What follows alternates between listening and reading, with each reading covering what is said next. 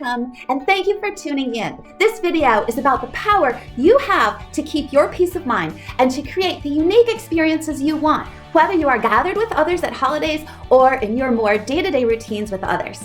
This is much easier said than done, and in this video, I'll explain 10 tools that give you the power to create the experiences you want and to let go of and not be emotionally distracted by what you don't want.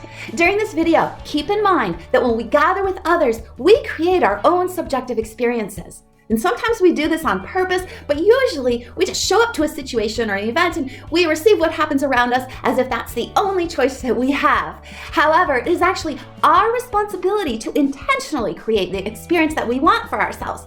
Intentions, they give us the power to build our own subjective experience and to maintain our peace of mind, no matter the intentions of others.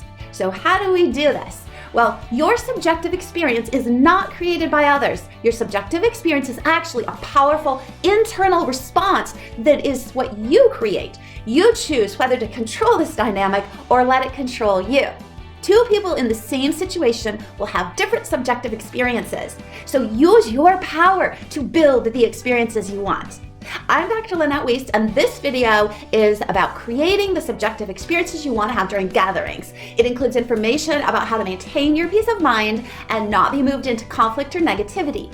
I'll talk about several powerful tools like steel manning, self-respect as a protective filter, anchoring, empathy, listening with boundaries, selective focus, emotional protection, and more. This channel, it includes over 100 videos about improving relationships and communication skills and about expanding your understandings of man-made and natural occurring systems. And there's also more on the channel. So please subscribe to the channel and share it with others, and remember to click the like button and share your comments in the comment section below the videos. So here are your 10 powerful tools for building the experience you want. The first tool is anchoring. Before you even ever enter a gathering, become aware of your own sense of internal peace. This is your anchor. Practice staying aware of this internal anchor when you're with others. If you don't choose to anchor yourself, you can be easily moved and changed by others who may or may not be anchored in ways that you desire. By choosing your anchor ahead of time, you will be more aware of and connected to your peace of mind, and you will be aware of when emotional waves may be beginning to move you away from your anchor. So by preparing your anchor ahead of time, you can consciously create the emotional experience that you want to have rather than having an experience that is a set of reactions dependent on someone else. So how does this work? Well, tool number 2 is selective focus. When you take responsibility for your subjective experience, you increase your power to stay focused on and attached to your anchor. You have the power to select which aspects of the environment you focus on.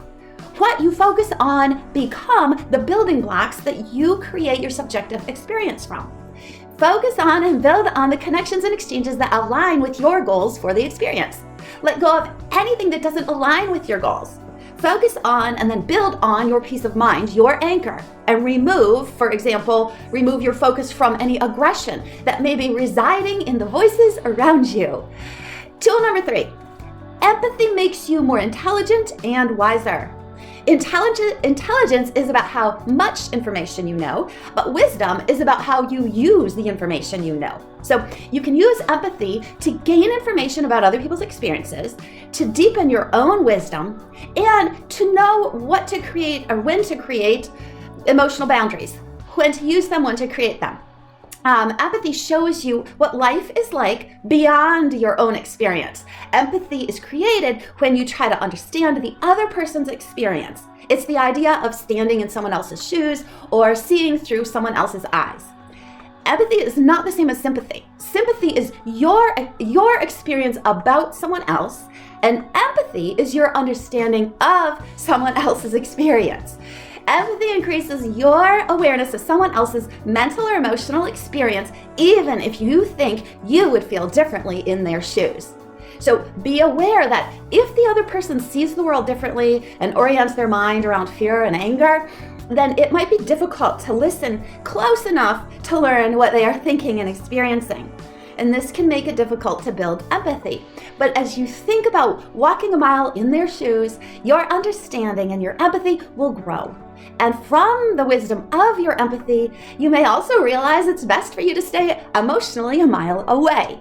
You can have empathy while not being emotionally enmeshed or sucked into their subjective experience. So put emotional boundaries in place so that you can listen and care without letting your emotions become dependent on their emotions. And I'm not going to go into creating and maintaining boundaries in this video, as I have several videos on the channel that go into depth about how to create boundaries and how to maintain those boundaries in difficult situations.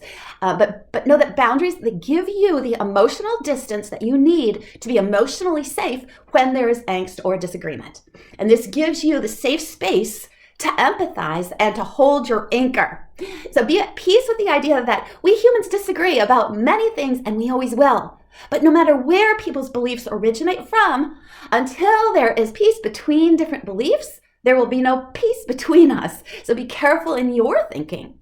Because a paradox of the human brain is that it is smart enough to make up illusions and then to believe these illusions, to believe that they're based on organic truths. So again, remember that no matter where the beliefs originate, until there is peace between the beliefs, there will be no peace in the world. Tool number 4. Sometimes our desire to win an argument can get in the way of our ability to empathize and stay anchored. Now, if this happens to you, attempt to steelman the other person's position in order to build your understanding and build your empathy. Steelmanning means addressing the strongest form of the other person's argument or of the other person's position, even if it's not exactly the one that they present. The opposite of steelmanning is to strawman their position. Strawmanning, we tend to do. Strawmanning means representing or spinning the other person's position so that you can more easily defeat it. But steelmanning gives you a different kind of power, and it benefits you. It opens you up to understand the perspective that the other person is expressing. So the more that you disagree with them, the more important it is to do this. When you steelman their position, you discover an amazing strength within yourself to connect to the other person and to express yourself with dignity, despite whatever the disagreement is. You can both have empathy and dignity and understand where they're coming from and still disagree. If you straw man the other person's position, which is what we tend to do this, you may win the argument, but you will lose the connection between the two of you, and you might lose sight of your anchor and your goal for your subjective experience. Realize that if your main goal is to convert the other person to your way of thinking, you're giving them control of your goal's success. Instead, make your goals something you can accomplish, something within your control. Don't make the goals for your own experience dependent on a non-participant or even an opponent of your goals. Tool number 5, use empathy to protect yourself from being reactive. Empathy gives information about the other person, and this helps you clarify the differences and similarities between the two of you. It increases your compassion and it increases your discovery of common experiences. And because of empathy, you have the wisdom to create emotional boundaries to protect yourself from being enmeshed and swallowed up in reactiveness. An empathic awareness of the difference between your subjective experiences allows you to have internal peace despite the differences. Tool number 6 is to use listening as a step towards being heard. Let the other person know that you hear and want to understand them. Some people are really difficult to listen to, and often it feels the most difficult to listen to them when they're refusing to listen to us. People are most apt to listen to you when they feel listened to. So despite what you may not want to hear, listening may be your best first step towards the possibility of your being heard. Also, by hearing the other's position, you are more informed about how to further connect to or distance from them. When you disagree with someone, first understand that their experience or their belief is truly their experience. In this way, you can still verbally validate that what you are hearing is their experience, even if you disagree with their thoughts that are creating their experience. And then, if they're open to listening to you, share your thoughts on your experience. If they're not open to listening to you, it may be a waste of your time and your energy to try to continue the dialogue. Tool number 7. Self-respect is a powerful filter for connection. Your degree of self-respect is a critical factor in determining the degree that you are emotionally safe, that you are emotionally protected, and that you are emotionally available to connect with someone. By fully accepting yourself, you can fully listen to the other person.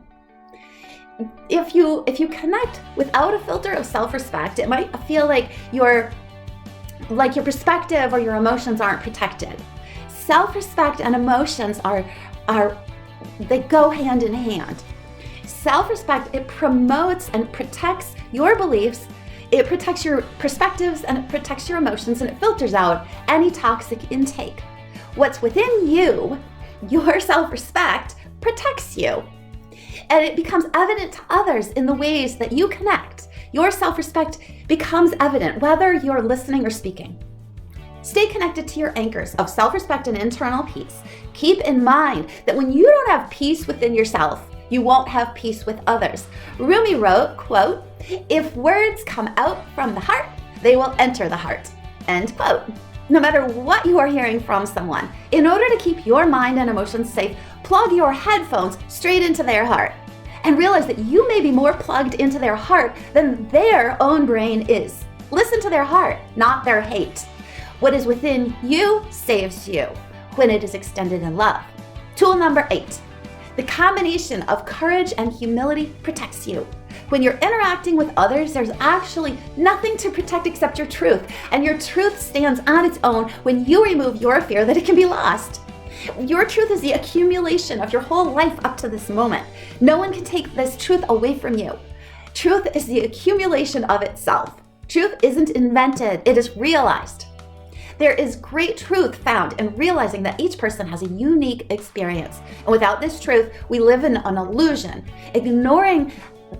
We ignore then the fact that we only have our own experience. That's what we know. So we have to listen, and we have to learn, and we have to use respect and love to digest and to process our own experience and other people's experiences or other people's information. Tool number 9. Use your doubts about empathy as a signal. When you use doubt wisely, your doubts lead you to greater truth. If you doubt the benefits of empathy for someone you don't like, realize your doubt has a purpose. It's a signal to you to learn more about the power of your empathy and about your ability to learn about and to understand even the most difficult people. Doubt is to be used with wisdom and purpose. Your empathy is found when your focus on another person is at the intersection of your wisdom and your love. Love and wisdom protect each other. The more that you know one, the more that you know the other, and the more power your empathy has. Tool number 10. Use your heart to know the other person's heart. This will elevate the power of your anchor, of your peace and love that you have in your subjective, in your own experience. Your love can show you the love inside someone else, even if they don't orient from a place of love, or even if they don't see love as a legitimate place to orient from. And this can be frustrating. So plug your headphones into their heart, into the loving part of them that is screaming to be heard. It's often hidden under the remnants of experiences that were built from fear. If their eyes see despair, this is all the more reason that yours must not. If their words yell fear and anger, then yours must not. Hold up a mirror to them so they can see the best of themselves as you see them through your connection to their heart. Connect to their love until they can. Give power to the love in them without giving anything else the power to distract you from this. When you are at the next gathering, look for the love you have not yet seen. Love hasn't reached the limit of its possibilities, so don't believe that it has. Each life holds a piece of our big solution, the solution to loving everyone. Do not count anyone insignificant, even if that someone doesn't understand their own love yet. Realize you cannot see or hear the wind, but you can listen to the trees for a message from the wind. Similarly, your mind cannot see or hear the weather inside a person's life, but your heart can listen for a message from their heart. If you liked this video, please subscribe to the channel, share on the click on the like button, and share the video to help reach out to more people. Videos on this channel are about love's power, about nature, about relationships, and communication skills, and it is free to subscribe. Welcome, and thank you so much for your time.